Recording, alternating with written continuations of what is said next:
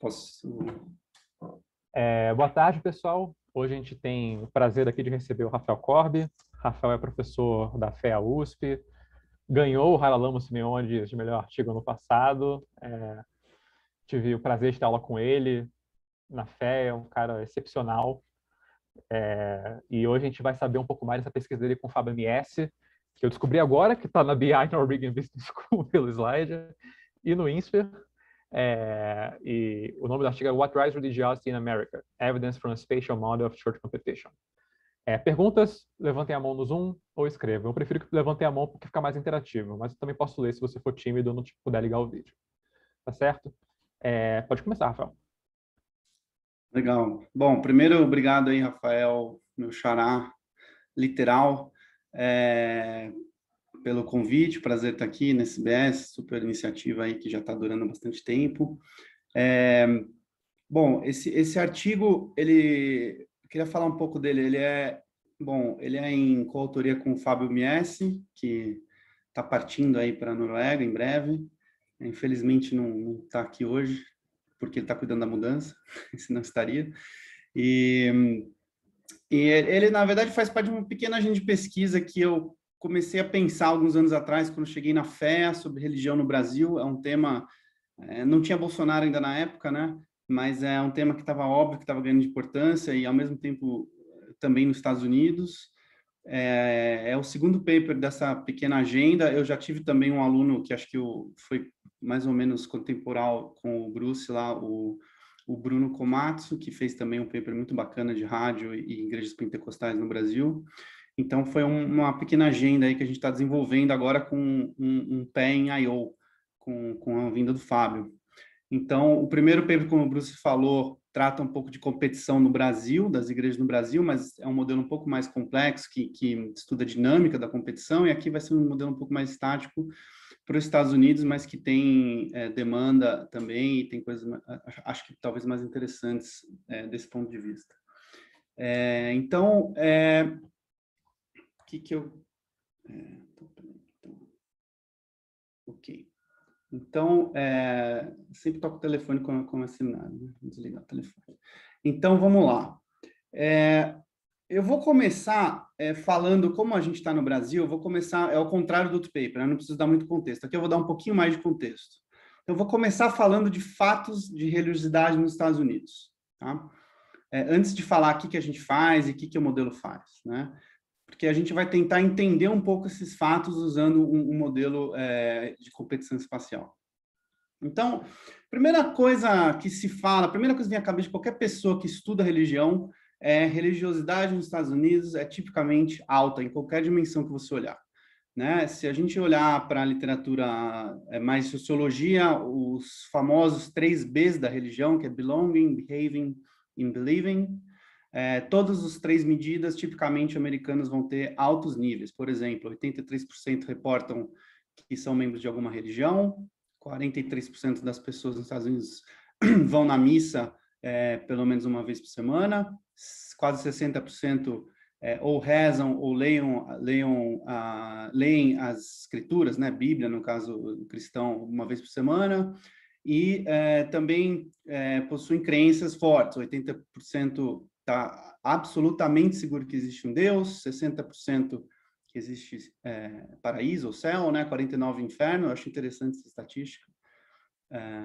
Mais gente acredita no céu do que no inferno. 52% de vida após a morte. E assim por diante. Então, isso aqui tudo é do uma survey do Faith Matters, que é do livro do Putnam e do Campbell, né? Mas, interessantemente, também não é todo mundo, né? Então, tem 15% das pessoas que não vão em nenhum tipo de service, 17% não se identifica com nenhum tipo de religião. Então, outra estatística interessante, tem gente que vai em missa e não se identifica com religião, né? Pelo menos 2%.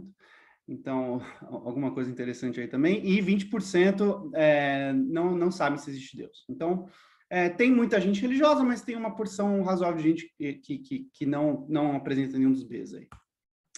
Bom, isso é um fato estilizado, né?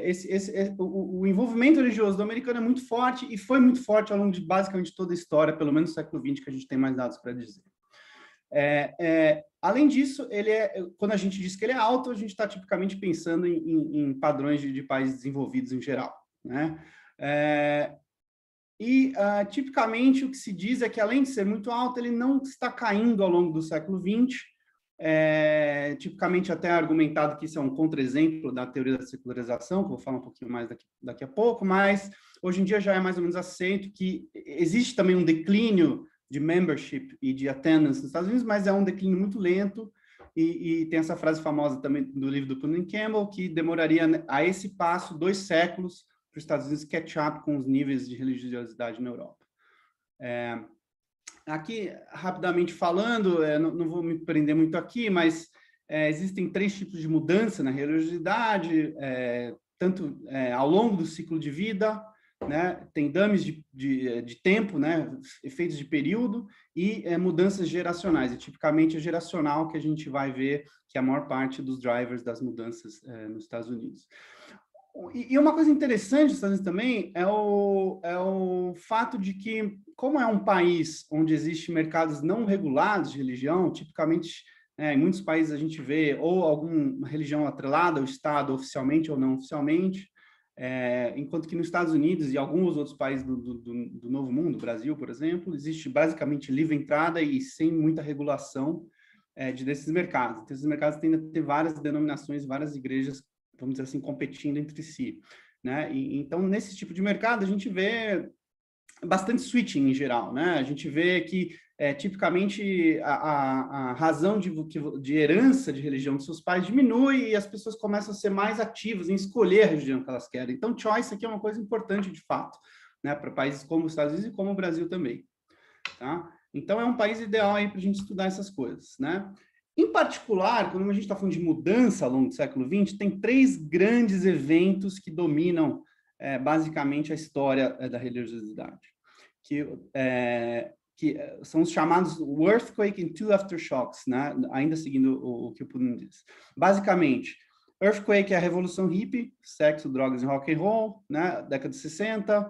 Basicamente, o que se tem na cabeça aqui é a geração dos boomers, né? Dos baby boomers, e que, como uma atitude generalizada de ou rejeição, ou pelo menos challenge de autoridades tradicionais em geral, em particular igreja, né, acompanhado aí com o movimento de liberalização sexual, antes do casamento, assim por diante, e se observa aí um declínio em observance de religião, né, em attendance, em membership, principalmente entre os jovens. Então, foi um evento extremamente importante nos Estados Unidos, né? Basta ver o número de filmes feitos aí sobre essa era. E aí, a gente tem aí basicamente 2 aftershocks que são meio que vistos como consequência desse big earthquake, né? E primeiro é a contra-revolução, vamos dizer assim. Foi o Rise of Evangelicals and the Religious Right, ou seja, nos anos 70 e 80, primeiro, a gente tem o Jimmy Carter, que foi o primeiro presidente evangélico americano, evangélico born again, de fato, basicamente a gente tem uma reação ao que eles consideravam, esse pessoal pelo menos consideravam uma queda, um decay moral e espiritual da Revolução Hippie, né? Então o que a gente vê é uma guinada para a direita de parte da população. Também estamos falando de jovens, tipicamente são os que drive aí, essas mudanças, e principalmente os jovens educados, que é interessante. E aí a gente tem uma recuperação nesses observance levels em particular. Mas mais interessante aqui desse período que eu quero estressar é que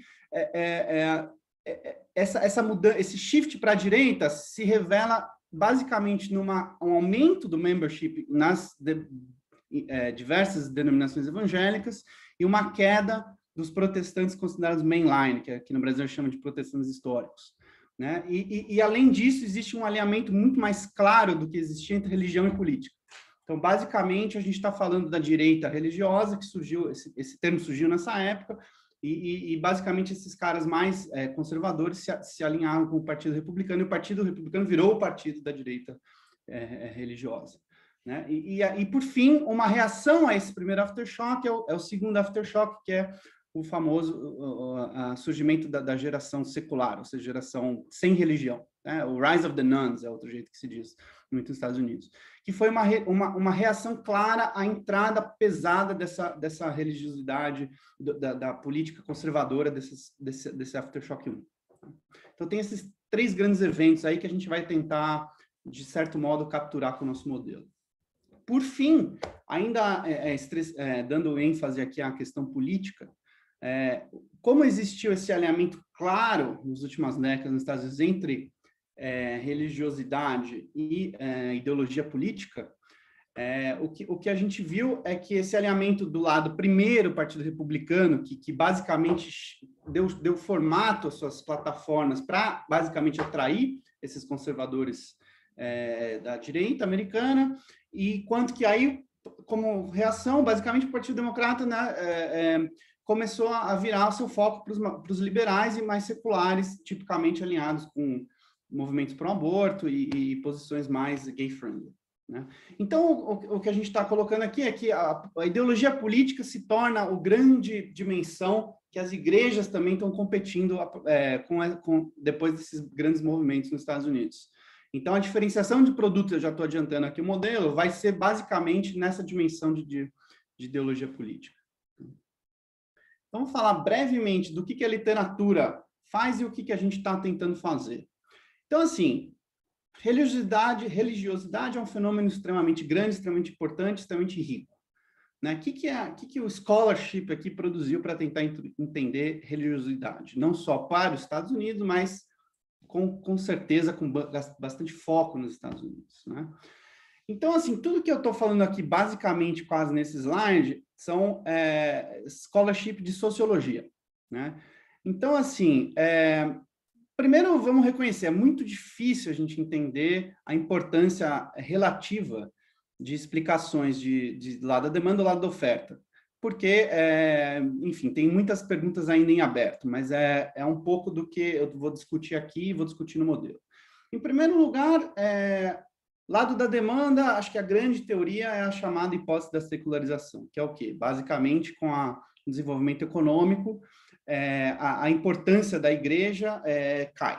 Ou seja, as pessoas ficam mais educadas, mais urbanizadas, mais ricas e tendem a se tornar menos religiosas, seja qual for o jeito que você quiser medir. E aí vão ter versões diferentes dessa teoria, mas é mais ou menos, em larga escala, é isso que a gente está falando. Como eu disse no comecinho, como os Estados Unidos têm uma queda ao longo do tempo muito devagar da religiosidade, tipicamente os Estados Unidos é visto como, na verdade, um contra-exemplo para esse tipo de literatura. Vis-à-vis a Europa, que tem uma queda muito mais acentuada ao longo do século XX, quando esses 2 continentes estão aí super se desenvolvendo, né? E aí acendeu algumas luzes esse tipo de controvérsia, e foi aí que alguns sociólogos e depois economistas entraram com a análise de supply side, basicamente olhando para mercado de religião. Então, ao invés de olhar para o cara que demanda a religião, né, o cliente, vamos dizer assim, o customer, a gente está olhando agora para a firma, ou seja, as denominações ou as igrejas, né? Basicamente, os 3 grandes nomes aqui seriam o Stark, Fink, sociólogos, e o Ian Cohen, economista. Basicamente, esses caras vão tentar explicar a religião via supply side, ou seja, estrutura de mercado, se tem competição, se tem monopólio, se existe bastante ou não diferenciação de produto e assim por diante, né? E aí, por fim, para terminar a nossa história de literatura, surgiu novas gerações de modelos trazendo os insights de competição com diferenciação horizontal, né, o Spatial Location Models, a lá o TELE, e para examinar como que essa competição por membros entre as igrejas vai determinar a religião, no fundo, né? E o interessante desses modelos é que, tipicamente, é possível incorporar a heterogeneidade da demanda, via diferenciação e diferença em algum tipo de texto, né? E a diferenciação do lado do produto, do supplier, né? A igreja que se posiciona nessa linha, né? Tipicamente, esses modelos vão trabalhar com a dimensão de religious strictness, que é quanto que uma igreja pede de conformidade dentro dos seus membros, enquanto que a gente aqui, como eu estava falando, a gente vai trabalhar numa linha um pouco mais de political ideology, onde a competição ocorre, mas a ideia, pelo menos o insight do modelo é o mesmo. Basicamente, aqui os modelos, a gente está falando de contribuições teóricas, tá? Para capturar fatos estilizados desses mercados ou fazer pontos particulares.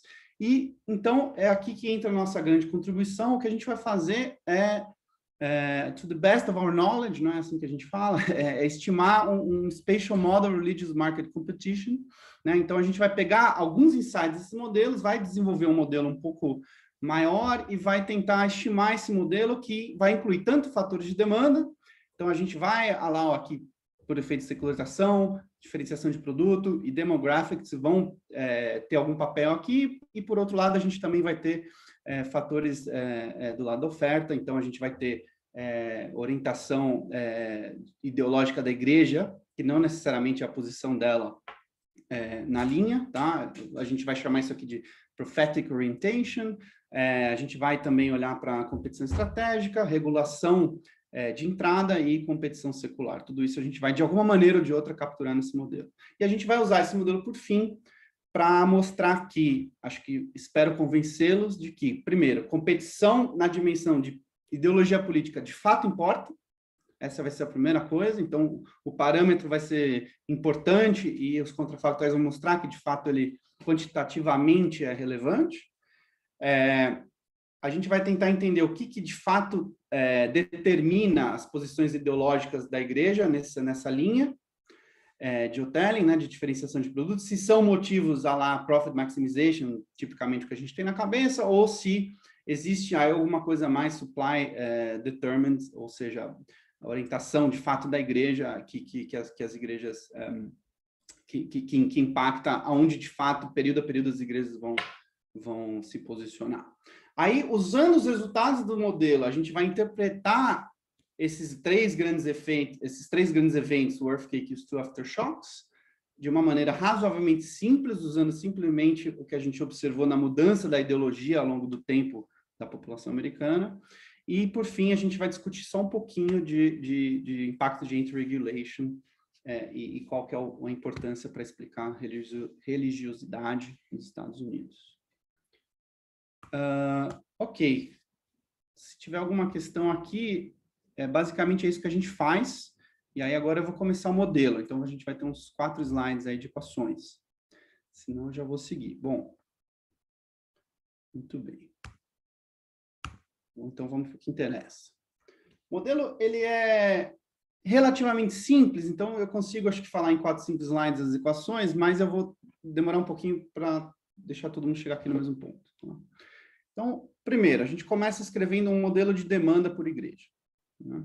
Então, essa equação aí é o quê? É a utilidade que o indivíduo obtém no período T, então, o indivíduo I no período T, ao escolher a igreja J. E vão ter várias igrejas J. Então, o primeiro termo aí, o somatório em K, são K características observadas dos indivíduos. Então, pensa aqui que a gente tem dados de survey, então microdados, então a gente observa K característica dos indivíduos e essas características vão ter aí os coeficientes beta-JK, ou seja, o beta-K de cada uma das características varia para cada igreja J. Então, é um modelo bem flexível. Então, o impacto de, por exemplo, educação, se aumenta ou não a utilidade para escolher a igreja 1, pode ter um impacto diferente na igreja 2 e assim por diante. Okay? Rafael. Segundo termo, gama, que é um parâmetro, multiplicando aí ΔJT menos ΔI T ao quadrado. O que é isso? É a distância que a sua ideologia, que é ΔIT, está do ΔJT, que é a ideologia da igreja. Então, quanto mais longe você está, como isso está elevado ao quadrado, vai ser um número sempre positivo, e o gama é quanto que você ganha ou perde de estar longe da igreja. Obviamente, o gama, na nossa cabeça, é um número positivo, e a gente vai estimar, e de fato, ele é um número positivo significante. Então, esse é o termo que captura a diferenciação de produto, tá certo? Aí a gente tem mais dois termos, que a gente tem aí o XI, né? O XI, JT, que é o Unobserved Time Varying Church Specific Effect, ou seja, é um efeito igreja-tempo. Pensa que é uma dummy igreja-tempo, basicamente é isso. E o que é interessante aqui é o seguinte, notem, eu tenho uma dummy igreja-tempo, ou seja, a minha utilidade de cada igreja média está variando no tempo. e cada igreja pode variar de maneira diferente. Então, o que é interessante aqui? Primeiro, a utilidade relativa de cada igreja pode mudar ao longo do tempo, média, mas mais importante, pensa que, como varia ao longo do tempo, todas podem estar subindo ou descendo. Isso vai dizer o quê? Isso captura, basicamente, de uma forma reduzida, competição secular, né? Vamos supor que abriu, né, tipicamente a gente tem na igreja entertainment perto de todas as igrejas. Então, as pessoas param de ir na igreja e começam a ir no cinema ou no shopping, né? Tem essa literatura que mostra das Blue Laws, por exemplo. Então, no paper do Hungerman e Gruber. E aí, então, aqui a gente permite esse tipo de competição. Por fim, a gente tem aí um termo de erro de taste shocks, que são IID, across IJT, e são distribuídos Extreme Value Type 1, então a gente vai conseguir tirar as formulinhas de market share bonitinhos. Por fim, J igual a 0 vai representar outside option, então se você não escolher nenhuma religião, você escolhe J igual a 0, que é não membro. Tá, Rafael. Acho que tem uma mãozinha aqui, né, Tem, Gustavo? o Gustavo Gonzaga. Pode perguntar, Gustavo. E aí, Rafael, tudo bem? Tudo bem, Bruce? Eu estou aqui na PUC, estou meio precário, aí não vou nem conseguir abrir aqui não estou escutando ninguém. o meu vídeo, vou ter que sair daqui a pouco. Eu acho que eu tinha que ter feito a pergunta um pouquinho antes de você começar a apresentar um modelo. Consegui, então. Você está ouvindo? Rafael, você está ouvindo a gente? Eu estou te ouvindo. Rafael, não estou te ouvindo. Tá. Não está me ouvindo? Então tá bom. Está me ouvindo, Rafael? Eu não estou... Corbe, está ouvindo alguém? Ok, eu não estou ouvindo nada. Tá. Então deixa. Vocês estão me ouvindo? Pergunta por escrito.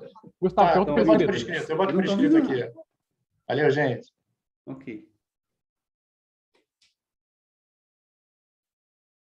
Bom, será que deu problema aqui no meu... Vocês estão me ouvindo agora? Estão ouvindo? Porque eu não tô... Tá, então beleza, vou continuar. Bom, então, Então, quando o indivíduo maximizar a utilidade, a utilidade que a gente viu no slide anterior, como os erros têm aquela distribuição que a gente falou, a gente consegue simplesmente agregar, a gente consegue o quê? Calcular o SIJT, que é o quê? A probabilidade que o indivíduo vai escolher cada uma das igrejas, como função dos ΔJs, né? ΔJ, então, é o quê? A posição da igreja, né? E vai ser a fórmula tradicional de qualquer modelo de escolha discreta, que é o exponencial da utilidade dessa escolha em cima, sobre 1 mais o somatório das exponenciais das utilidades. Nada novo aqui, né? Então, essa é o quê? A probabilidade de um indivíduo escolher, tá certo? Então, se a gente agregar, somar essa probabilidade de todo mundo e dividir pelo número de indivíduos, a gente vai ter o quê? O market share de cada igreja, tá certo? Então, ao agregar, a gente vai ter aqui o SJT. Bom, ok.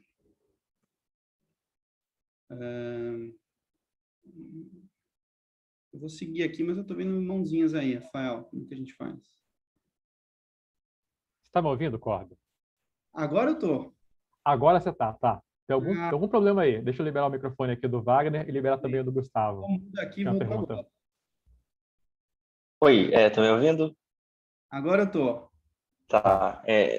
Não, tudo bem, Rafael. Eu queria fazer uma pergunta bem rápida sobre essa função de utilidade, porque sobre essa questão do que a igreja, do que deriva utilidade a partir do consumo da igreja, porque a gente pode pensar nessa coisa dos bens de clube, né? E assim, a igreja pode oferecer toda uma rede de acompanhamento ou até mesmo de contatos para essas pessoas que vão além propriamente dos bens espirituais ou mesmo da ideologia, que estão mais explícitas nessa equação. Então, como é que esse modelo talvez incorporaria essa ideia de que as pessoas procuram a igreja ou demandam a igreja por outros fatores, né? Por fatores que estão associados à ideia de pertencer a um grupo e a tirar certas vantagens desse pertencimento a esse grupo, ou mesmo até vantagens de contatos, conseguir um emprego ou enfim, ter acesso a algum tipo de bem específico que só aquelas pessoas têm acesso, algo do tipo.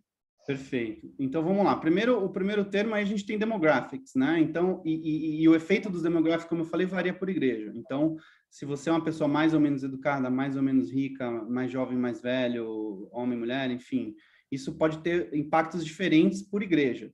Então, vai ter igreja que é bom para arrumar emprego? É uma coisa que você propôs aí? Pode ser. E isso vai ser capturado, se eu tenho mais ou menos educação, eu posso ter mais ou menos probabilidade de estar interessado em emprego. Raça é uma coisa importante, particularmente nos Estados Unidos, né? Nos Estados Unidos existe o fenômeno dos black churches, que são basicamente igrejas de negros, né? Então, aí o que vai entrar? Uma dame de negro interagida com uma dame de igreja negra vai ser um super estimado, um valor altíssimo, né? Porque os negros tipicamente vão se agregar nas mesmas denominações e assim por diante, tá? O termo de ideologia captura basicamente que você quer estar em um grupo que pensa como você, pelo menos no espectro político, que é o que a gente vê que a literatura diz, tá?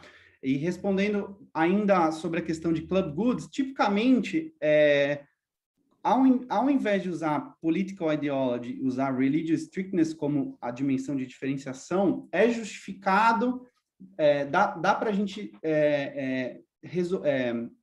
usar um modelo assim, de maximização e mostrar que o club goods colapsa para uma diferenciação nessa dimensão, tá? Então, a única diferença aqui, a gente usa exatamente a mesma diferenciação horizontal, a única diferença é que a gente está olhando para a dimensão política, não de strictness. Tá? Não sei se eu consigo responder. Gustavo, pode perguntar agora. Não, é rapidinho, tudo bem, Rafael? Não era mais para entender qual é a variação, qual é a unidade de igreja que vocês estão usando aqui. As várias denominações, por exemplo, neopentecostais, cada uma é um tipo? Já vai chegar já na estimação, tá? Mas só para te adiantar, a gente tem 2 tipos de dados, um dado... É porque, assim, como são muitas igrejas, a gente tem que agregar de alguma maneira, né? Então, a gente deixou solta algumas grandes, tá? Por exemplo, Batista Evangélico, e outras a gente agregou mais, mas só me dá uns slides que você vai ver exatamente quais são os nomes, tá? Tá legal, valeu. Beleza. Mais alguém? Eu vi o Rude por aí também. O Rude já foi respondido. Ah, beleza. Estamos chegando lá. Ok, então, bom, isso encerra a demanda. Então, resolvemos aqui a demanda. Agora, lá da oferta. Então, a igreja J vai agora escolher a posição dela na linha, tá certo? Então, ela vai escolher como? Maximizando uma função de payoff, onde tem basicamente 2 termos, é bem simples isso daqui. Primeiro termo, né, ΔJ SJT vezes NT, o que é isso? Então, SJT é a demanda do slide anterior, então é o market share da igreja, N é o número de pessoas, então SN é o número de fiéis, basicamente, que eu vou ter, ΔJ é um benefício marginal que eu ganho se eu aumentar o meu market share, tá certo? Então, é o peso desse primeiro, é um parâmetro que dá peso para esse primeiro parâmetro aí, que vamos chamar de Profit Maximizing Reason, né? E o segundo termo é um custo que a igreja tem de desviar de um Ideal Ideological Type, que a gente vai chamar de Prophetic Orientation. Então, a igreja tem lá uma dimensão, né, que ela, vamos supor, que foi definida pelos fundadores da igreja, né? E é o true type da igreja. Então, ela pode desviar um pouquinho para tentar ganhar mais fiéis, porém, quanto mais ela desvia, ela sofre alguma perda. E essa perda aí é capturada pelo PSI, que é o custo não pecuniário aí, né, de desviar desse tipo, tá certo? Esse é o lado da oferta. E aí a igreja vai escolher, então, ΔT, tirando a condição de primeira ordem, e aí, basicamente, tirando a primeira derivada, a gente consegue escrever essa equaçãozinha, que basicamente é o custo marginal igual ao benefício marginal de aumentar uma unidade ΔJT. Então, se vocês olharem do lado esquerdo do igual, a gente tem ali o custo marginal, né? Então, ou seja, quanto você mais se distancia do 1000 JT, mais você aumenta o custo, e do outro lado, mais o benefício, porque está aumentando o teu market share. Basicamente é isso. E aí, se a gente rearranjar os termos, a gente consegue uma equação que pin down o ΔJT. Claro, uma equação não linear, mas ele pin down, e aí, a partir dessa equação, a gente vai ter um vetor de deltas JT estrela, que vão resolver essas equações de primeira ordem para todas as igrejas. Certo? Até aqui, posso seguir aqui? Alguém tem alguma pergunta? Senão a gente vai para a estimação. Rude. Fala, Rafael. Bom. Muito bom finalmente te assistir apresentando o paper. Eu queria voltar só um ponto que eu não entendi a sua resposta com relação ao Club Goods, como que vocês resolvem isso? Porque o argumento via as características demográficas, né, é um argumento mais meio que para resolver cuja oportunidade. Uhum. Club Goods me parece um pouquinho mais complicado, mas parece bem importante pela literatura para explicar fenômenos como tipo seitas, né, ou igrejas mais que exigem mais, né, do social. Né? Então, a partir do momento que ela exige mais, você para entrar no clube, você se esforça mais e pode se beneficiar mais pelos bens e serviços prestados pelo clube. Então, como você falou de colapsar alguma coisa, eu meio que viajei, entendi, mas isso eu diria que é bem importante, tá? Principalmente se a gente for explicar os carismáticos, tal, essas coisas. Sim. Bom, vamos lá, eu vou tentar dar a minha resposta aqui, acho que até uma discussão maior que você é um cara que com certeza pode ajudar a gente. Se a gente olhar, por exemplo, a literatura, os modelos do McBride, que são dos caras pioneiros aí dessa literatura, o que ele tipicamente vai escrever uma utilidade muito parecida com essa, e aí a única diferença é que a dimensão que ele trabalha ele chama de religious strictness, não de religion, não de political ideology, mas é uma diferenciação igualzinha, né? E aí ele mostra que dá para microfundamentar esse tipo de função que está escrito aqui a partir de um modelo de Club Goods. É isso que eu quis dizer aquela hora. Então, eu consigo chegar nessa utilidade a partir de um modelo de Club Goods. Ele fala que essa é a grande coisa interessante, né? O que é diferente aqui? Então, eu não vou alegar que eu estou com um modelo de Club Goods aqui. Então, é uma coisa a ser discutida. O meu ponto eu concordo com você que Club Goods é importante para explicar tipicamente seitas, né? Religiões mais extremas, onde a diferenciação de fato ocorre via essa dimensão de strictness. Aqui, o que a gente está alegando olha, a dimensão política é que basicamente a grande dimensão que a gente vê as igrejas alinhadas hoje. Se você plotar o market share, o voto democrata republicano por denominação nos Estados Unidos, você vê uma linha basicamente igual à ideologia das pessoas. Então, o meu ponto é o seguinte, as igrejas basicamente se alinharam depois daqueles two aftershocks em grupos de ideologia, extrema-direita, meio e extrema-esquerda. E é o que a gente vai ver aqui nos dados que vão dizer para a gente. Então, assim, a minha resposta para você se a gente chamar isso de religious strictness, que é o que tipicamente a literatura faz, é microfundamentado equivalente a um Club Goods model, né? Mas aqui não é o que a gente está fazendo. A gente está usando exatamente a mesma forma funcional, porém eu estou chamando isso de ideologia política. Então, é como se fosse uma competição em uma outra dimensão que aparentemente é importante e que os dados estão dizendo que claramente é relevante, porque o gama é super negativo e significante. Se não fosse uma dimensão importante, eu acho que não sairia nos dados. E eu acho que a literatura mostra que exige esse claro alinhamento. Essa é a minha resposta. Não, beleza. Acho que, de repente, antes, no paper, não sei que eu não cheguei a ler, mas, de repente, antes de entrar no modelo, vale a pena justificar o porquê dessas coisas e falar quais são essas igrejas que estão competindo no contexto de vocês, né? É protestante tradicional contra católico, ou vai entrar, né, em detalhes, né, carismáticos, Assembleia de Deus que está crescendo lá, etc. e tal. Porque se o crescimento vier dessas denominações mais, né, mais estritas com relação a isso, o Club Goods, de repente, pode fazer alguma diferença. Mas se tiver certinho, orientar bem o leitor com relação a isso, aí fica mais fácil. Né? A única dificuldade é não sei como medir strictness, né? Qual a medida empírica disso? Existe alguma coisa? Não. Enfim, tem esse service que fala, né? Quantas vezes vai na igreja e tal, crenças, atitudes e tal, mas não, em tese não. Em tese é uma coisa bem de cluster, né? Sim. Postais, né? Acho que vamos... Muçulmanos, etc. Vamos para os dados, aí a gente já vê, você também, Gustavo, já vê quais são os grupos. Bom, basicamente a gente está usando 2 datasets.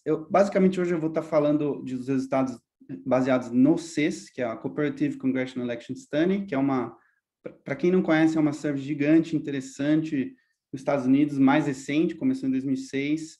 A gente está falando de mais ou menos 40, 50 mil pessoas por ano, representativa da população em geral, que é organizada pela YouGov, que é uma empresa inglesa, porém com parceria com várias universidades americanas. E ela é muito interessante porque ela tem uma dimensão enorme no cross-section e permite a gente identificar de maneira um pouco mais fina igrejas. Porém, não tem um time series muito grande. Enquanto que a GSS, que eu não vou falar muito hoje, mas ela vai entrar mais no paper para frente, tem uma série de tempo muito maior, porém com uma dimensão cross-section menor e os grupos de igrejas são mais agregados. Luan. Rafael, tem a pergunta aqui do Luan.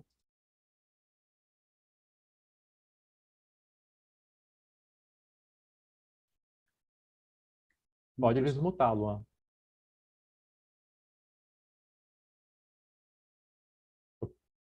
Ele não desmutou ainda. Tá aberto. Quando ele desmutar, ele pergunta. Tá bom. Então, eu vou seguir aqui um pouquinho com a estimação. A estimação basicamente segue um procedimento em 2 passos, simplesmente pelo seguinte motivo. Por um lado, os delta ITs, que são os tipos dos indivíduos, são observados. É uma pergunta da survey. Opa, apareceu aí. Desculpa, acabou travando aqui a internet. Boa tarde, Rafael. Gostei bastante da apresentação até aqui, muito interessante. Eu tenho uma dúvida em relação aos dados, né? Eu acho que você vai apresentar ainda as alterações, mas olhando um pouco para a mudança no campo religioso, comparando, por exemplo, o Brasil com os Estados Unidos, acho que a gente consegue observar que a mudança foi muito mais significativa no Brasil. Aí a minha dúvida é se existe um estudo similar a esse com os dados empíricos do Brasil e se é possível que a gente faça um estudo similar a esse, né? O que conduziu essa mudança, grande mudança, né, no campo religioso brasileiro, com base nos dados que nós temos, né? Que basicamente são os dados do censo, e nós tínhamos também os dados da POF, mas que nós acabamos perdendo na última POF de 17, 18, que acabaram tirando o questionamento de religião, né? Gostaria que você fizesse um comentário em relação a isso, por favor. O nosso outro paper, meu e do Fábio, é sobre Brasil, sobre competição em igrejas no Brasil, e basicamente tenta entender o grande surgimento dos pentecostais aí, década de 80 e 90 e até hoje. Mas lá a nossa preocupação é com a importância dos subsídios à religião no Brasil. Então, sim, existe um paper para o Brasil, existem outros papers para o Brasil, o Rudy está aqui para provar, mas, e outras pessoas, mas, assim, uma coisa interessante no Brasil é que o censo pergunta religião, tá? Então, está aberto para as pessoas entenderem religião no Brasil, coisa que não é verdade nos Estados Unidos. Os Estados Unidos não perguntam isso no censo. Então, o censo é super, né? Super bacana para a gente. Pelo que eu ouvi falar, a pergunta de religião é cair no próximo censo, mas acho que ninguém sabe o que vai acontecer no próximo censo ainda. Isso já voltou, já foi várias vezes, né? Se você deve saber melhor que eu, pelo jeito que você já está balançando a cabeça. Mas então é isso, a minha resposta é essa, tá? Mas teve muita mudança nos Estados Unidos também, tá? Como eu falei no primeiro aftershock e no segundo aftershock, existem grandes mudanças e eu vou falar mais delas. Mas vamos seguir aqui, ok? Então, basicamente, por que 2 passos na estimação?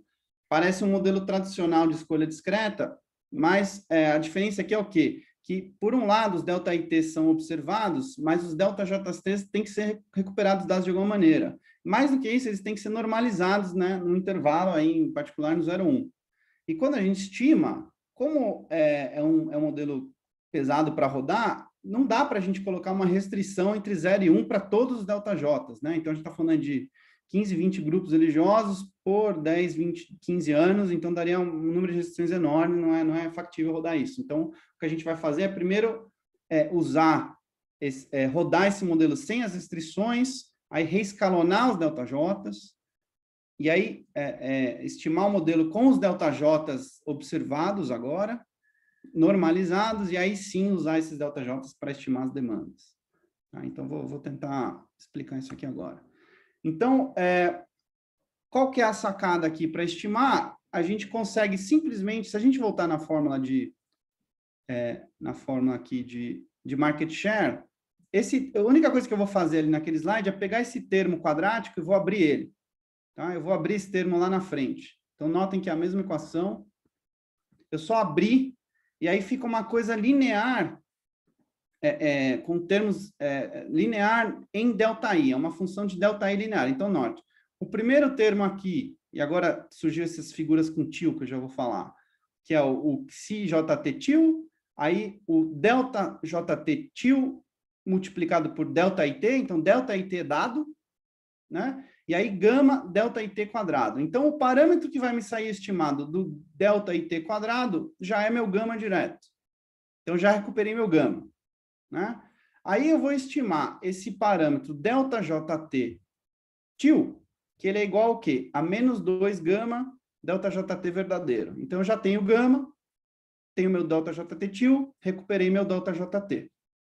Né? E aí, o primeiro termo aqui, ele é composto pelo ΔJT verdadeiro, pelo gama e pelo XiJT, que é o último parâmetro que falta recuperar. Então, ao fazer essa pequena transformaçãozinha, eu consigo recuperar todos os parâmetros nessa estimação. Né? Só uma tecnicalidade.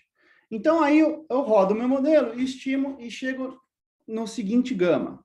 Então, a gente estima esse modelo, não falei aqui, né? A gente estima essa equação por máxima verossimilhança no stata mesmo, e a gente recupera esse seguinte gama, que é menos 0,6, 65, e aí eu tenho duas versões com e sem as covariadas, e basicamente não faz nenhuma diferença com as covariadas. Então, o que é importante notar aqui? Em primeiro lugar, ele sai negativo, sai super significante, ele não faz nenhuma diferença incluir ou não as covariadas, que é particularmente importante se a gente pensar que pode ter algum tipo de correlação entre ideologia e não observables, pelo menos ao incluir as covariadas que devem ser correlacionadas com algum não observables, não faz muita diferença. Tá? Então, aqui eu já recuperei os meus primeiros parâmetros, né? Eu já recuperei meus primeiros parâmetros e aí eu faço o reescalonamento para jogar todos os ΔJs T's entre 0 e 1. E agora eu vou plotar esses ΔJs T's e aí a gente vai ver os nomes que vocês queriam ver. Tá? Aqui acho que era a pergunta do Rudy, que ele queria saber se tinham lá os extremos ou não. Então, essas são as nossas igrejas. Tá? Então, a gente tem aí essa linha de Hotelling estimada. Né? Então, o que vocês estão vendo, basicamente 3 grupos. Na verdade, 2 grupos, né? Lá na ponta, 7 para cima, 7,5 para cima, a gente vai ter os grupos que a gente identifica separadamente como evangélicos, e juntamente com os mormons. Então, a gente tem luteranos evangélicos, e aqui a gente pegou as grandes famílias de religião, como acho que foi a pergunta do Gustavo. Então, luterano é uma família muito grande, batista é uma família muito grande. Então, a gente tem bastante observação, tem 10, 20 mil pessoas ao longo dos anos, e a gente consegue separar entre evangélicos e luteranos não evangélicos, ou mainline. Tá? Então, o que a gente vê é que os tipos dessas igrejas são batistas evangélicos, são super extremos. E aqui, basicamente, é os Southern Baptists, né? Que é os batistas do sul, que é uma igreja bem de direita. Aí a gente aglomera os outros Other Protestants Evangelicals, luteranos evangélicos, os Non-Denomination evangélicos, que acho que é perto do que o Rudy estava pensando em carismáticos, e os mormons estão aí nessa cauda da direita. Aí ali no meio a gente tem basicamente os mainline e os católicos. Então a gente tem metodista mainline, batista mainline, luterano mainline e os católicos aí no meio. E aí ali para baixo a gente tem outros protestantes mainline um pouco mais de esquerda, os episcopais e os judeus ali mais na cauda da esquerda. Então a gente povoa mais ou menos a linha do Hotelling dessa maneira. Acho que aqui, não sei se tem alguma pergunta. Então, o que é isso, tá? Tem uma pergunta aqui, Rafael. O Edinaldo perguntou se os presbiterianos não são um grupo grande, eles não aparecem para você. Não eram grandes o suficiente, eles vão estar dentro de Other Protestant Men. É aí que estão os presbiterianos. Eles são mais para a esquerda da dimensão. Isso aqui é tudo escolha, né, gente? Quanto que a gente quer agregar, mas também, quanto mais você desagregar, é um pouco pior para a estimação e também tem um curse of dimensionality meio grande aqui. Não dá para ter muitos grupos também. Ok? Agora eu vou falar algumas coisas interessantes. Em primeiro lugar, o que são esses histogramas aqui?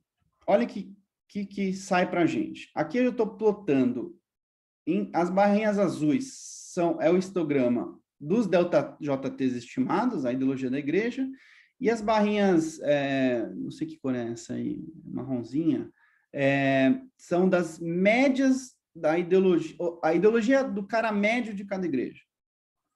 Então, o que salta aos olhos aí é o seguinte: a dispersão da ideologia das igrejas é muito maior que dos indivíduos. Essa é a primeira coisa. Ou seja, o indivíduo médio de uma igreja, ele está sempre ali entre 0,35 e 0,75. Né? Um pouquinho, a média dessas distribuições é um pouco mais para a direita do que o meio.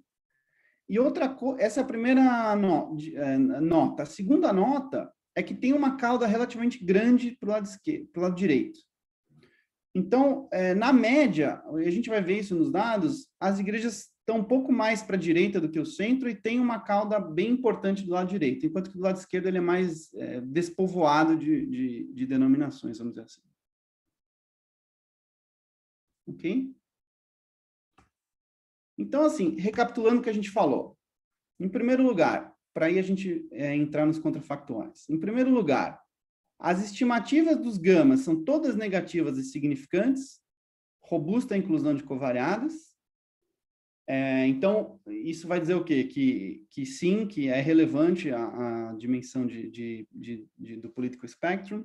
2, estimativas do ΔJT são positivos e significantes, todos, a 1%, para todas as combinações de igreja Ana. Então, a gente consegue identificar muito bem essas variações e a diferenciação entre as denominações. Os ΔJs estimados são basicamente constantes com o que a gente tem na cabeça, o que a literatura diz. Então, judeus e mainlines de linhas mais liberais tipicamente vão estar à esquerda, os mormons e as denominações evangélicas em geral vão estar à direita, e católicos no centro, junto com os protestantes mainline. Ok? Além disso, a gente acabou de ver, a dispersão dos ΔJTs é muito maior do que a dispersão dos ΔITs, ou seja, a dispersão das igrejas é maior que dos indivíduos, e tem uma certa massa desses ΔJTs à direita, indicando que, tipicamente, a ideologia das igrejas, na média, é mais conservadora do que a ideologia dos indivíduos médios. Né? Por fim, eu não vou mostrar aqui, mas se a gente rodar todas essas coisas com a DSS, eu tenho que modificar um pouco os grupos que eu estou estimando, porque a DSS permite menos grupos, por ter menos observações, mas basicamente as conclusões são as mesmas. Então, é robusta aí, pelo menos, a 2 bases de dados. Ok? Mais uma mãozinha. O Sérgio tem uma pergunta aqui. Sérgio. Desculpe, a pergunta pode ser simples, mas essa conclusão que você chegou de que a dispersão entre os indivíduos é muito menor do que a dispersão entre as igrejas, não é um resultado esperado da lei dos grandes números? Quero dizer, se eu tenho um grande número de pessoas, vai ser mais normal ali, enfim, se eu tenho poucas observações, vai ser, acho que, mais disperso. Estou enganado ou é um resultado do seu modelo? Pode ser. Eu achei a diferença bem grande, mas acho que talvez esteja dando importância demais a isso. Eu acho que mais importante do que isso é o fato de ter uma distribuição não tão simétrica. Eu acho que é isso que eu vou dar mais destaque. Tem mais igreja do que gente do lado direito. E tem menos igreja do lado esquerdo. Eu acho que esse é o grande ponto que eu queria chamar a atenção. Mas talvez você esteja certo, por causa de ter bounds aí, né? Ok, perfeito, ponto. Talvez eu vou até anotar aqui, que eu tenho que reformular um pouquinho o jeito de... Perfeito. Obrigado. Ok. Então, como eu disse, ao normalizar os ΔJs, eu plugo eles de volta no modelo agora como dados e reestimo o modelo de novo para ter agora os parâmetros de acordo com agora os ΔJs normalizados, e então eu só estou fazendo, no fundo, um reescalonamento de todos os parâmetros. Então, os gamas, de fato, estimados agora, no segundo estágio, que eu vou usar para fazer os contrafactuais, agora eu tenho um gama aí da linha de mais ou menos 3. E, de novo, não importa se eu incluo ou não incluo covariates, tanto no primeiro quanto no segundo estágio, não faz a mínima diferença para as estimativas do gama. Ok? Então, isso encerra a estimação. Então, eu tenho já um modelo estimado. Tá? O que a gente faz de exercício de contrafactual aqui para ser interessante? Então, a gente quer entender aí a importância de fatores de demanda e oferta na religiosidade. Em primeiro lugar, a gente vai tentar, hoje eu vou falar de 4 análises de contrafactual, nem todas concluídas, mas já tem algum cheiro, pelo menos, em algumas delas. Basicamente, eu vou falar de demand side factors. Primeiro, como que as preferências ideológicas da sociedade afetam os níveis de religiosidade, né? Ou seja, qual que é o tamanho do mercado ou o tamanho do outside option quando a gente coloca gama igual a 0? Então, vamos supor que as pessoas, de repente, param de se importar com ideologia política dentro das igrejas. Então, ninguém se importa mais com ideologia. Então, isso aqui vai responder, será que ideologia é uma dimensão de fato importante, sim ou não? Né? Segunda contrafactual, a gente vai olhar, na verdade não vai ser um contrafactual ainda bem feito, mas a gente vai tentar interpretar o que eu falei, que eram aqueles 3 grandes eventos, em particular os 2 aftershocks. Então, a gente vai basicamente olhar para mudanças na distribuição da ideologia e ver se isso são o driving force dessas grandes mudanças, que primeiro foi um aumento de evangélicos e uma queda de mainline no Aftershock 1, e no Aftershock 2 foi o Rise of the Nuns, foi um aumento da outside option grande, que a gente observou. Isso são o que eu chamo de demand side factors e os supply side factors. Primeiro, a gente vai olhar se os ΔJTs escolhidos pelas igrejas estimados são consistentes com profit maximization, ou seja, será que aquele segundo termo da oferta, que eu, na verdade, não estimei, né? Ele importa ou não? Ou será que basicamente os ΔJT seriam os que são se as igrejas só se importassem com demanda, né? E a gente vai ver que não, tá? Eles são diferentes. E, por fim, a gente vai fazer algum exercício de impor um monopólio do mercado, como se só existisse uma igreja nos Estados Unidos, e ver o que acontece com o tamanho do mercado também. Tá? Agora eu vou fazer os 4 aí nos 20 minutos que faltam.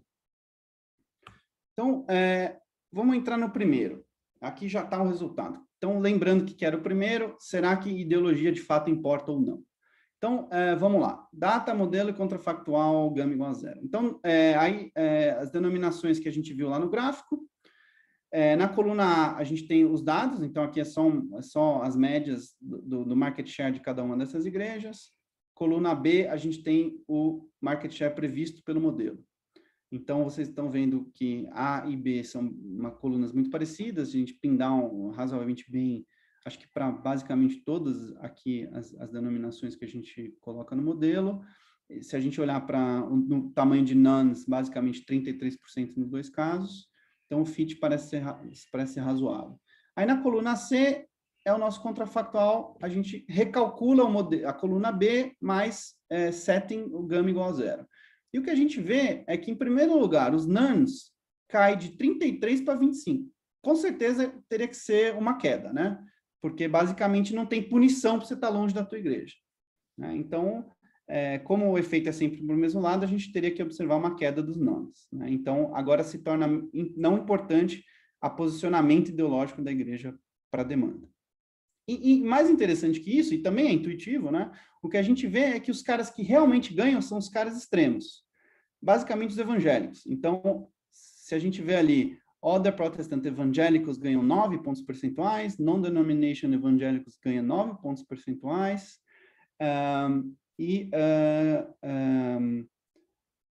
desculpa, saem de 6 e vão para 9, é isso que eu quis dizer, né? Os Other Protestant evangélicos saem de 7,9 e vão para 9, Batista evangélicos vão de 8 e pulam para 11 e assim por diante, né? Então, tem esse movimento nas pontas mais forte. É isso. E o judeu pula de 2,6 para 3. E aí, se a gente tirar a diferença aí, basicamente é isso que eu estava falando, né? Os grandes saltos são Batista, Non-Denomination Evangelical e Other Protestants Evangelical. São os caras que, de fato, estão ganhando. Ok? Então, a resposta é a seguinte. O Nons, que acho que é a melhor medida aí, diminui 8 pontos percentuais, que é basicamente 1/4 do tamanho original dele. Então, 1/4 do tamanho do Nons pode ser explicado aí por diferenças, produtos diferenciados na dimensão de política. Ok? Alguma pergunta aqui? Ok. Muito bem. Eu vou pular aqui para o contrafactual 4, que eu acho que fica uma ordem um pouco mais interessante. Então, o contrafactual 4 era qual?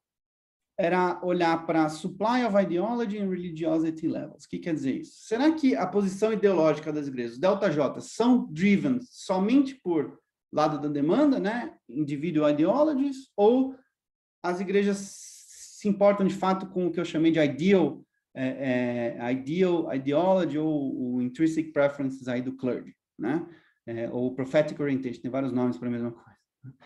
Então, a gente vai computar o quê? Os delta-J's que são consistentes com profit maximization. Ou seja, eu vou assumir no fundo que o psi-J é 0. Só para vocês lembrarem que era o psi-J, era aquele segundo termo da oferta. Né? Então, lembre-se que esse aqui era o payoff das igrejas. Né? O primeiro termo é a da demanda, então é o market shares. E o segundo é o desvio do prophetic orientation multiplicado por psi-J. Então, eu estou falando, psi-J é 0, as igrejas só se importam com market share. E aí eu vou recalcular os delta-J's caso isso fosse verdade. Então, basta tirar a primeira derivada aí do market share, desse payoff e igualar a 0, e aí isso vai ter uma equação para cada igreja tempo, e a gente consegue resolver isso para todas as igrejas. Então, ao fazer isso, a gente chega na seguinte linha, e aqui no seguinte gráfico. Vamos entender o que é esse gráfico. No eixo X está o que eu acabei de estimar. Tá? Tá o que eu acabei de estimar. Então, no eixo X está os delta-J's, caso as igrejas tivessem profit maximize. E no eixo Y estão os delta-J's que eu tinha estimado no modelo grande, no modelo sem dizer se elas estão ou não profit maximize. Né? E o que a gente vê é que, se eles fossem idênticos, estariam todos na linha de 45 graus, e não é o que a gente vê. Né? Então, tem aí uma dispersão muito menor do que a gente vê na prática.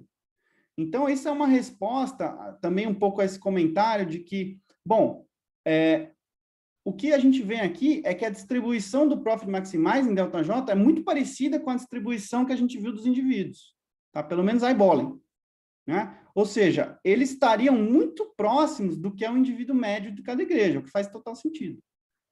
Então, não é trivial, por isso que eu relutei em falar que é simplesmente um artefato de lei dos grandes números naquela hora, porque o modelo diz que eles estariam muito mais próximos, pelo menos, daquele histograma mais fininho das ideologias individuais. Tá? Então, esse gráfico, pelo menos, eu não tenho nenhuma medida aqui concreta, mas é nítido que está bem longe de ser igual. Né? Ou seja, as igrejas não estão só maximizando o market share.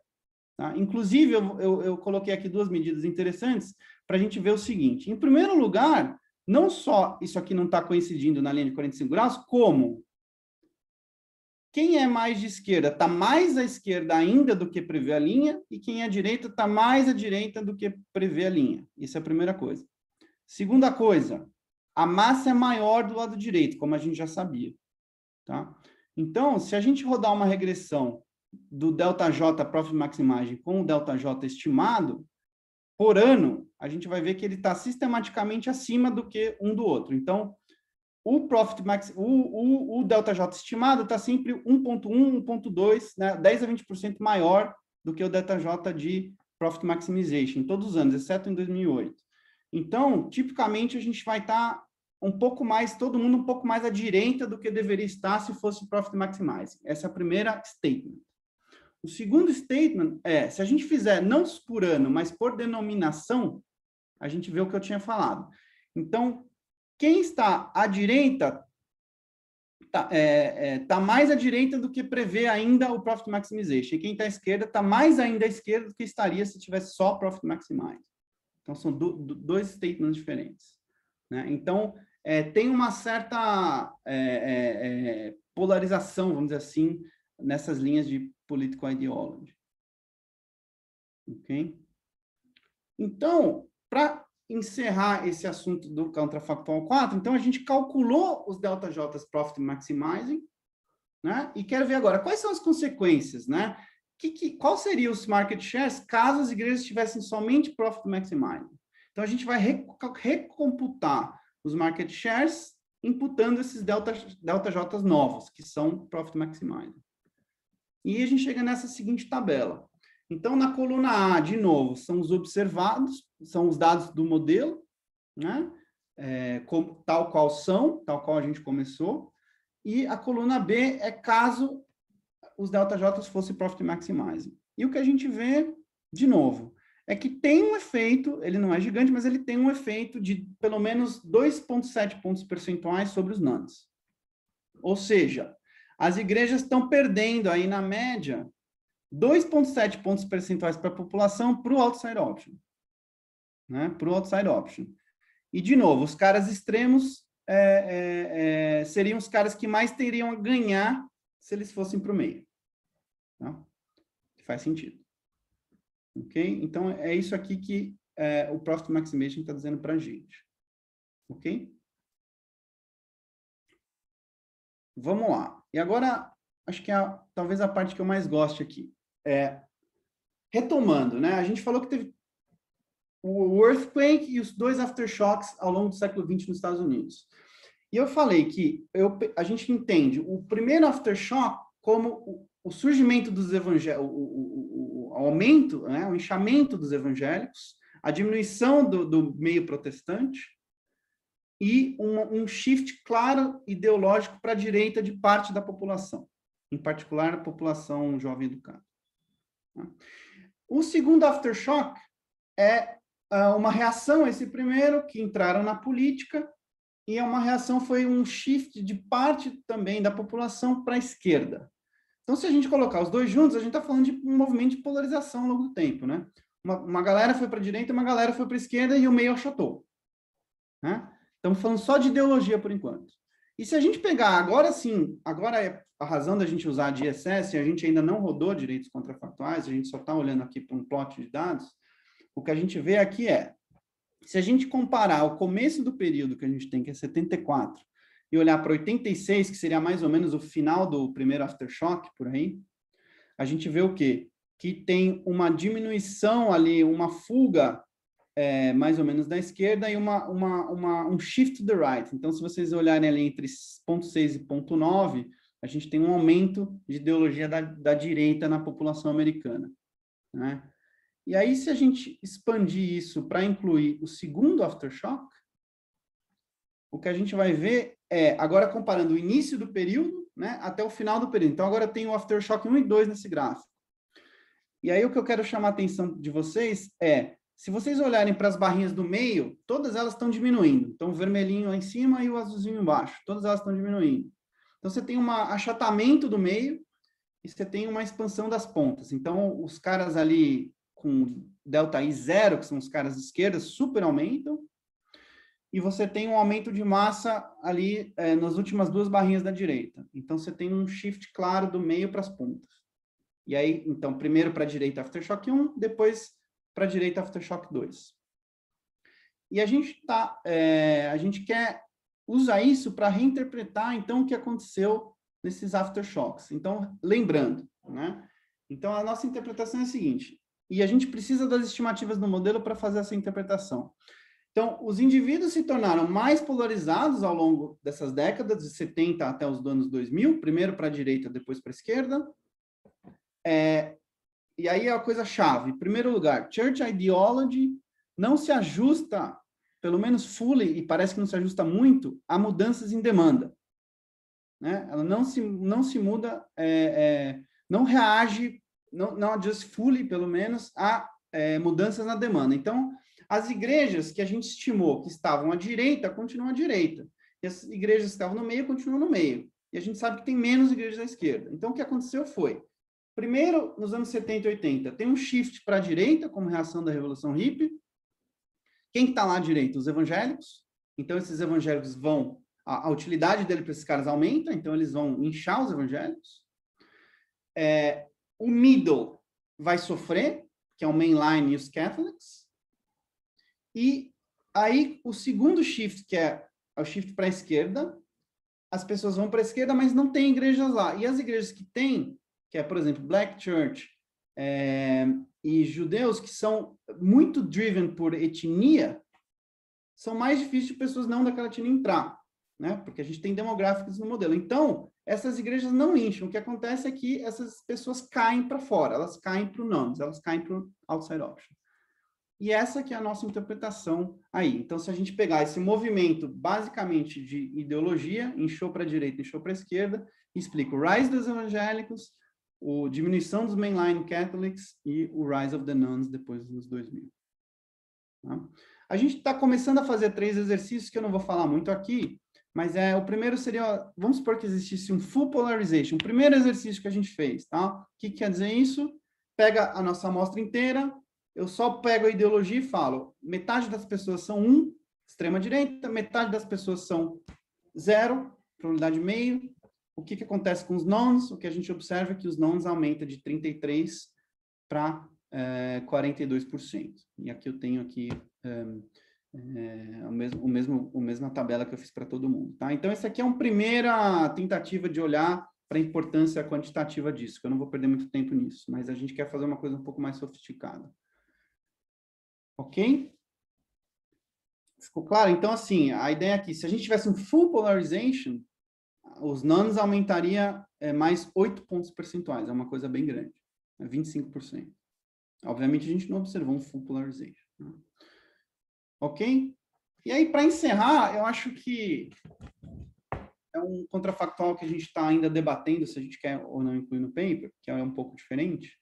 E aí, quem tiver opiniões, podem, por favor, dizer se cabe ou não nesse paper. Bom, é a questão de regulation.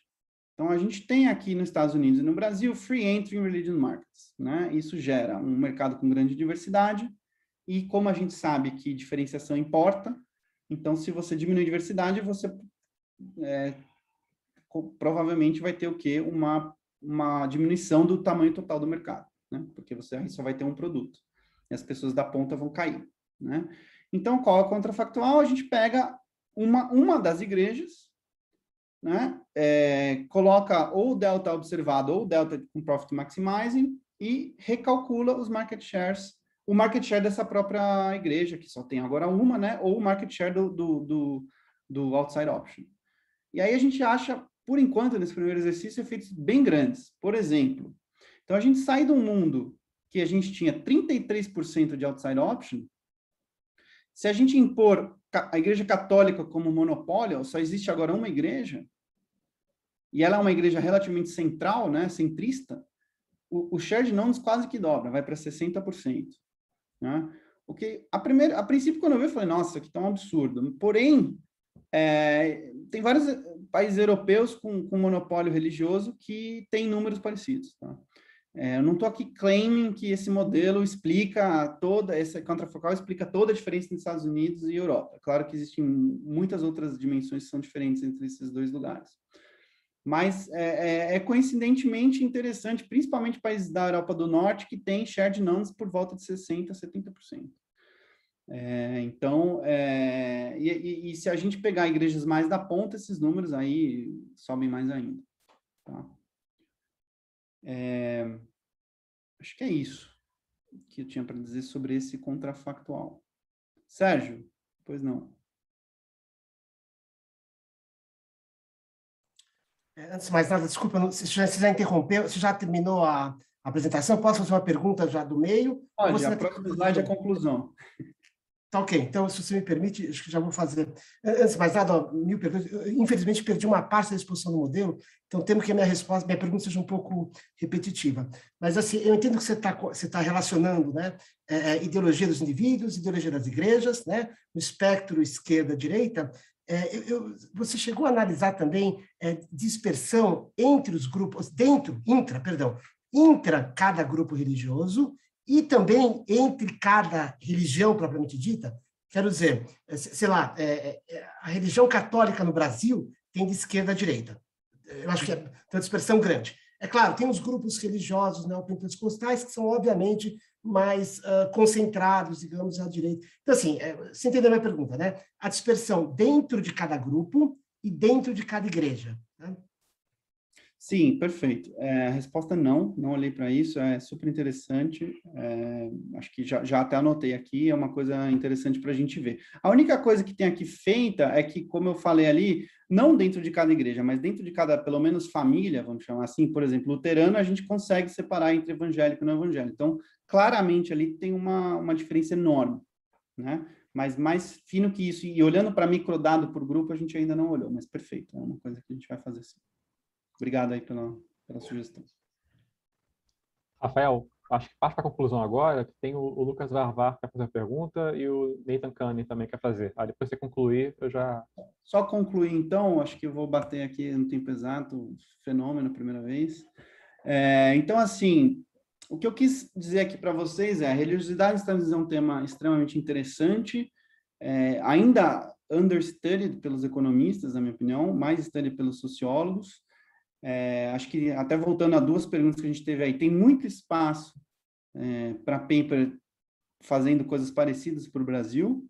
A gente começa pelos Estados Unidos porque a literatura vai dar mais, acho, importância nesse primeiro momento. É um primeiro movimento de estimar esses modelos de competição espacial, pelo menos a gente acha que e que inclui aí tanto fatores de oferta e demanda. Então, a gente basicamente consegue mostrar que competição na dimensão ideologia parece de fato importar, primeiro porque o gama é significante, segundo porque o contrafactual mostra que os shares mudam bastante. Em segundo lugar, os posicionamentos escolhidos pelas igrejas parecem ser driven, pelo menos parcialmente, por prophetic orientation, não somente por profit maximizing reasons, o que é bem interessante, isso não é trivial de a gente ver. Ou seja, isso quer dizer também que a competição basicamente acontece na entrada. Então, uma vez que as igrejas definem onde elas estão, elas não se mexem muito. Além disso, a gente acha que a gente consegue, pelo menos a princípio, já deu um sabor aqui de uma interpretação interessante desses movimentos de earthquake to aftershocks, que a gente acredita que ainda precisa sofisticar um pouco a parte contrafactual, mas basicamente mostrar que a combinação do fato que houve essa polarização ideológica no primeiro e no segundo aftershock, combinado com o fato da ideologia ser resistente a fatores de demanda e ter uma cauda maior para a direita, explica esses movimentos. Então, as pessoas vão para a direita, viram evangélicas, as pessoas vão para a esquerda, viram nomes. E isso acontece mais ou menos nos tempos que deveriam ter acontecido mesmo. E, por fim, a gente estuda um pouquinho da importância de regulação de entrada e basicamente, a importância de ter ou não um monopólio ou state religion no nível de religiosidade dos Estados Unidos, aí no caso. É isso, gente. Obrigado. E vamos continuar com as perguntas. Valeu, Corbe. Liberar aqui o microfone do Lucas, depois do Nathan.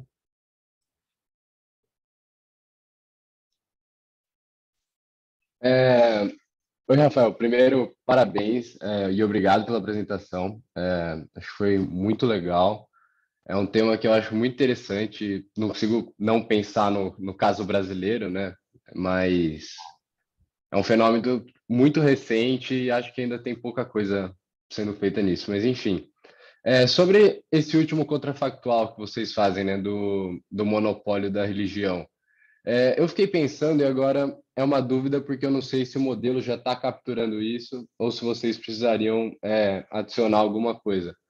Mas se vocês pensaram em analisar alguma dimensão de hierarquia das religiões na sociedade, então, talvez alguma religião que tenha mais prestígio, que seja não necessariamente um monopólio, mas seja mais dominante, ou incluir algum custo que os indivíduos incorrem para participar de certas religiões. Pode ser relacionado a um preconceito da sociedade, que vai afetar depois preconceito no mercado de trabalho, nas relações sociais, enfim, algo desse tipo. Acho que algumas coisas que você falou, sim, outras não estão aí no modelo, né?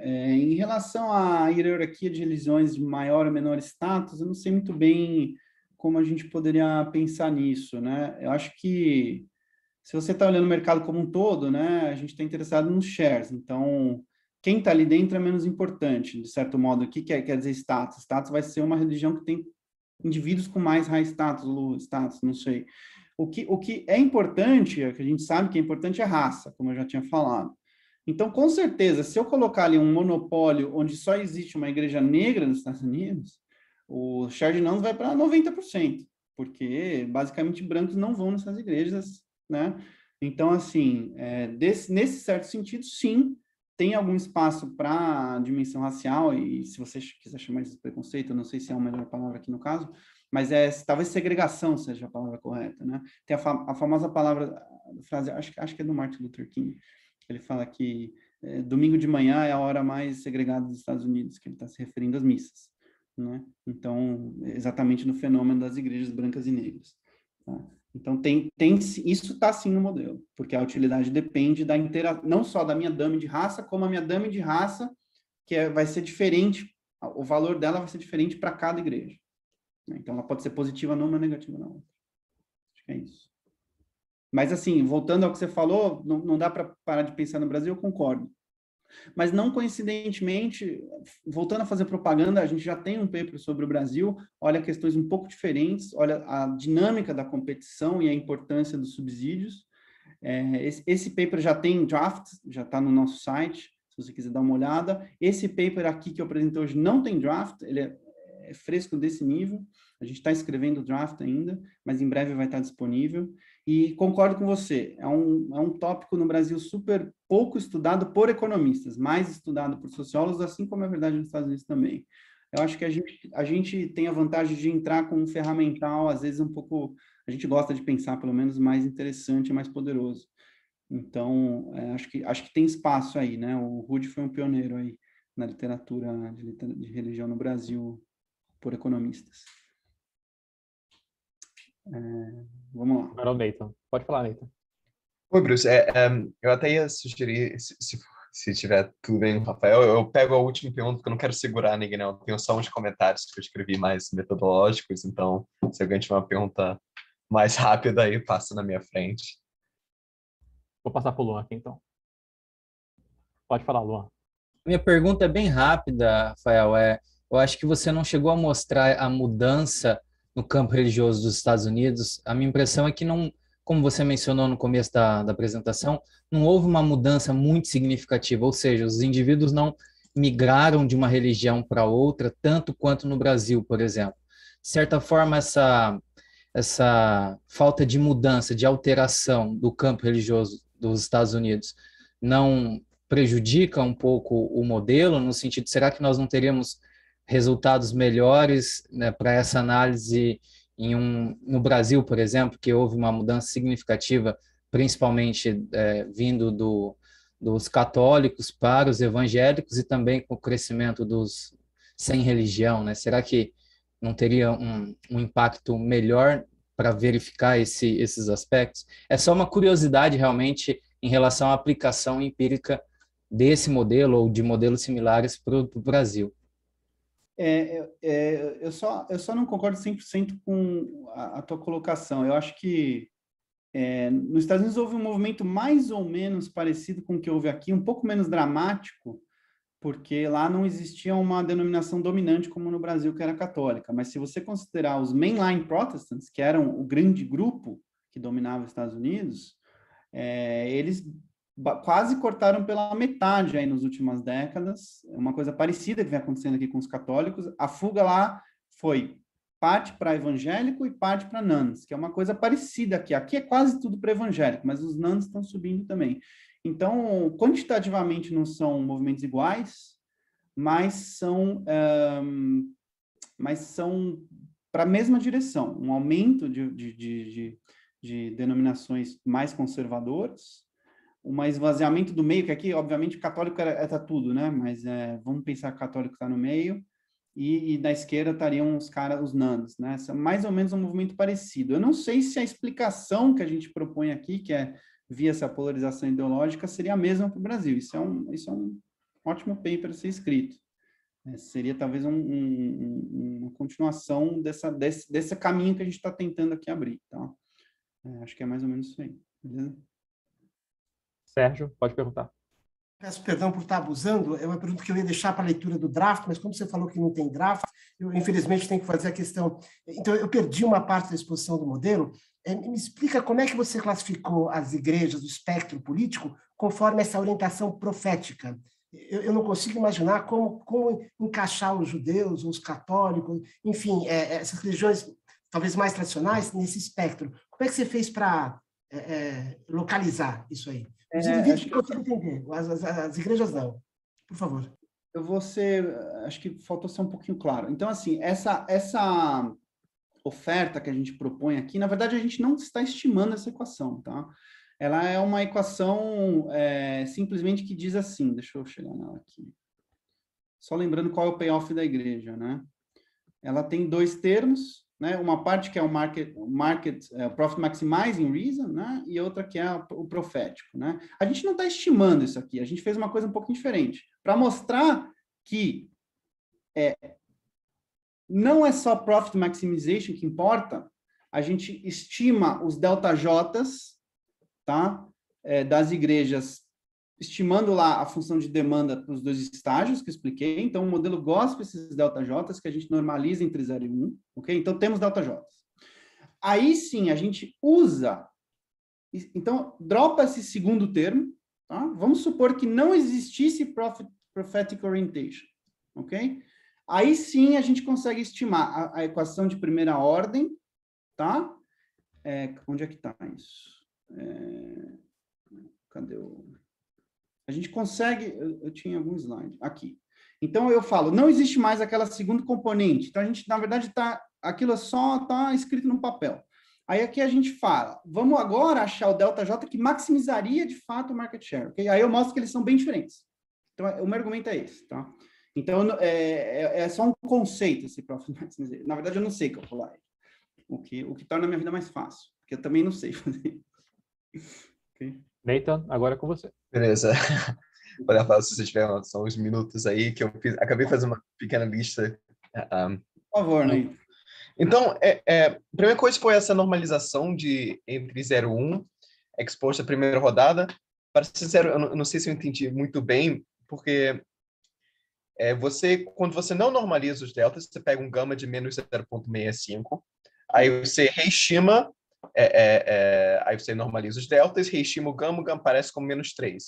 Mas o que eu não peguei muito bem foi o seguinte, porque tem duas opções nessa normalização. Ou essa normalização não importa, né? A gente só está rescaling, mudando todos os parâmetros, ou ela importa. Se ela não importa no primeiro estágio, me parece que o modelo não identificado em scale no primeiro estágio, e tem correlações, tem não linearidades, que diria que o que você está capturando na primeira vez que você estima, não é necessariamente a versão escalonada da segunda vez. O que eu estou dizendo aqui não é só o caso que você vai reescalonar todos os deltas por 3 ou por, que seriam uns 3,5, uma coisa assim. Os deltas e os gamas são escalonados pela mesma forma quando você estima da segunda vez.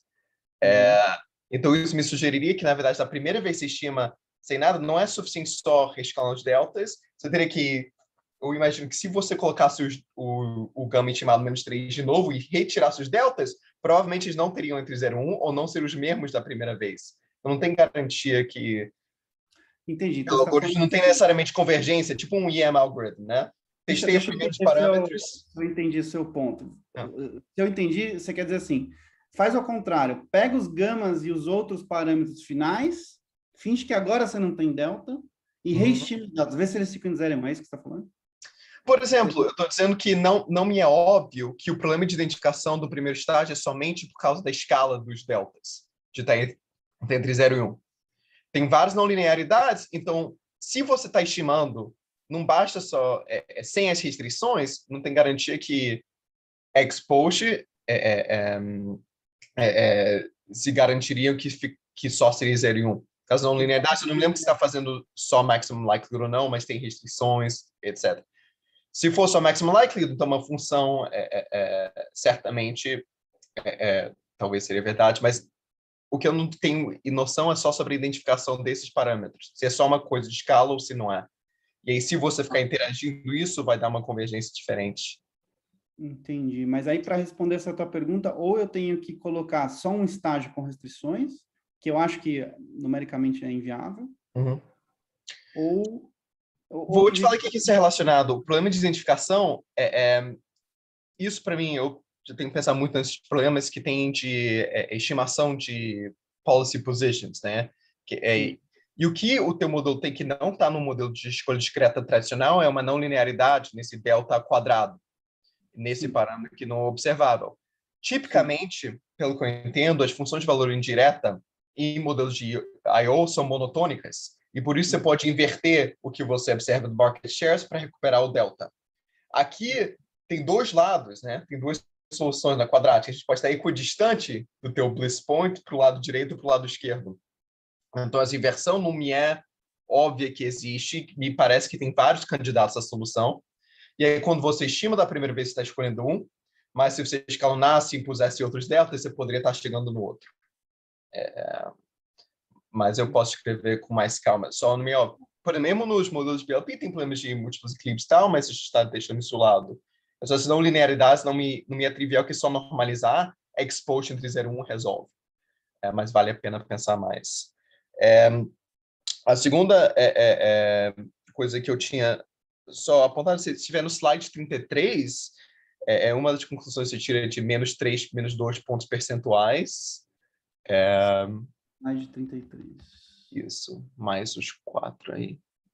Esse? Mais um. Esse Mas eu acho que seria legal se você mostrasse os padrões e o desvio padrão nessa estimativa, porque tudo isso é estimado a partir de vários parâmetros que são estimados conjuntamente.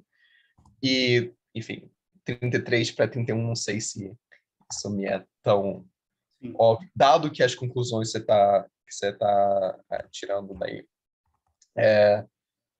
A outra coisa que eu concordo com o Sérgio, que tinha falado dos grandes números, eu acho que talvez o melhor a gente mostrasse a distribuição dos coeficientes naquele histograma, a distribuição dos coeficientes aleatórios, que são os betas acho que os betas dessa estimativa, ou quais são os coeficientes aleatórios que aparecem no delta mais beta, não sei o quê. Então, aí você pega a distribuição inteira dos indivíduos,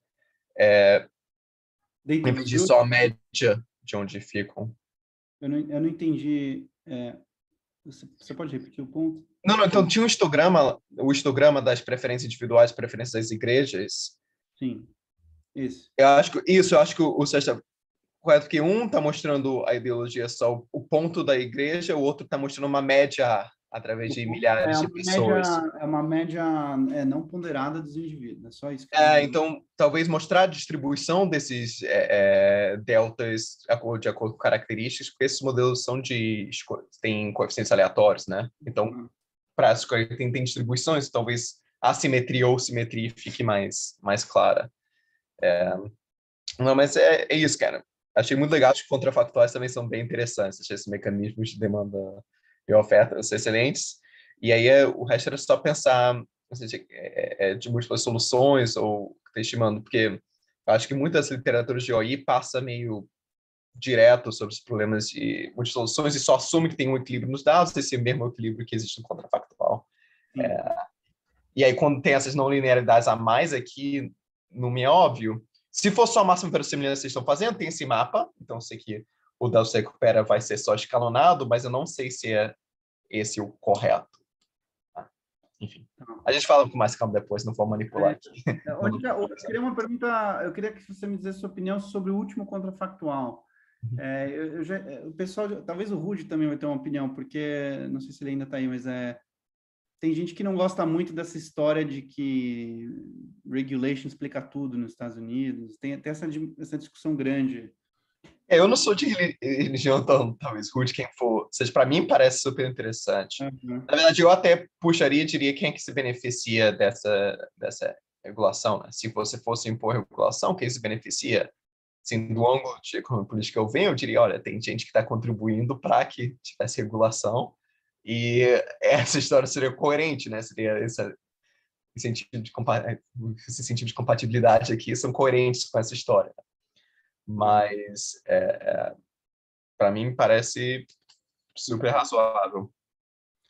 Pô, cara, obrigado pelos comentários. Eu vou pensar mais nessas coisas. Pensa aí, a gente conversa com calma. Eu faço uma consultoria com você depois.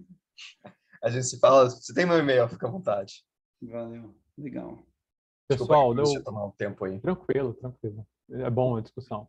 Deu 4h30 aqui, eu vou parar a gravação.